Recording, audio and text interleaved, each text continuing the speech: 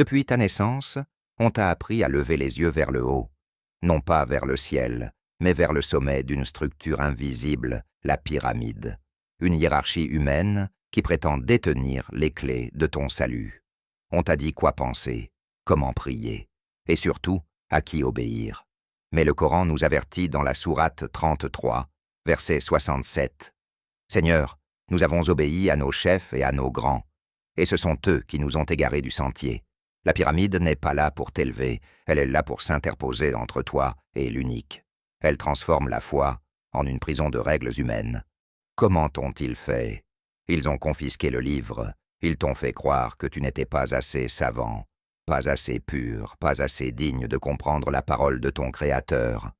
Pourtant, Allah répète 4 fois dans la sourate 54, « En effet, nous avons rendu le Coran facile pour le rappel.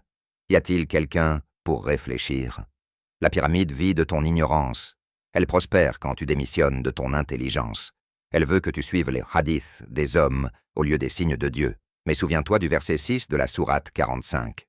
En quel hadith après Allah et ses versets croiront-ils donc?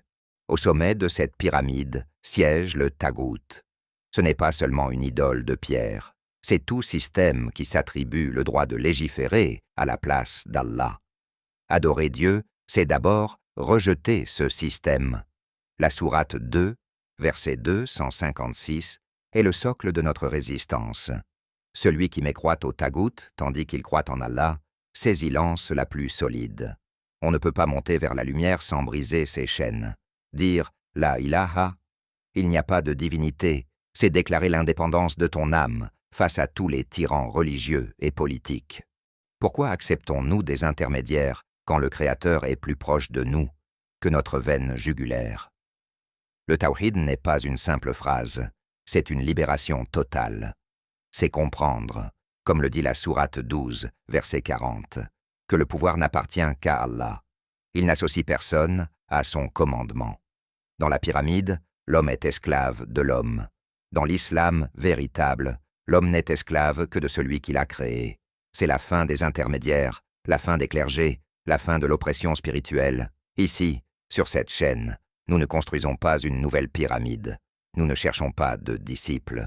Nous cherchons des esprits libres qui osent revenir à la source pure. Le voyage sera difficile, car la pyramide n'aime pas ceux qui s'échappent. Mais la promesse d'Allah est vraie. En vérité, c'est nous qui avons fait descendre le rappel, et c'est nous qui en sommes les gardiens. Ne laisse personne te voler ta part de lumière. Réfléchis par toi-même, lis par toi-même, sois libre. Bienvenue dans Allah versus la pyramide. La résistance mentale commence maintenant.